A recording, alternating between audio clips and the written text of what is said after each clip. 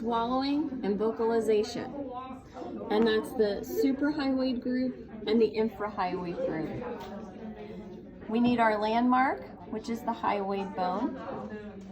So that's going to allow for the attachment of all 16 of those muscles. We're bilateral, so there's 8 on one side and 8 on the other side. Okay, so we're going to go through the suprahyoid group first. Most of these are going to tell you something about them. This one is the digastric muscle. Di means 2. Gastric means bellies. So this one goes from the mastoid process and slips through a piece of cartilage, a loop that is attached to the hyoid bone, and gives rise to the second belly, which is right there.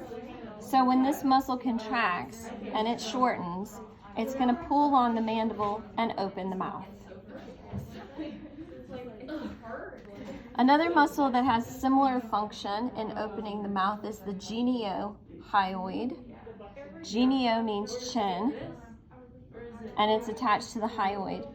So when it contracts and it gets short, it's going to cause the mouth to open.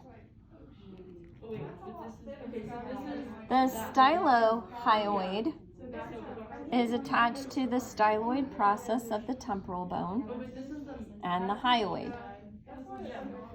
When it contracts and it shortens, it pulls the hyoid bone up after the hyoid bone has been depressed or pulled down. And then finally, one more is the mylohyoid. Mylo means molar teeth. So this is a sheet-like muscle that makes up the floor of the mouth, and it elevates the floor of the mouth when swallowing. So lifts it up. So it's connected to the hyoid, and then the jawline all the way back to the molar teeth. The infrahyoid group are muscles that are below the hyoid bone. Omohyoid. Omo means shoulder. So when this contracts, it pulls the hyoid bone down after it's been elevated. Sternohyoid does the same thing. It's connected to the sternum and the hyoid bone.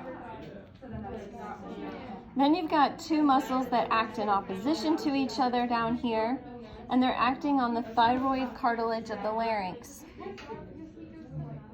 So the sternothyroid is a deep muscle. It's attached to the sternum and the thyroid cartilage of the larynx, and it pulls the larynx down when singing low notes.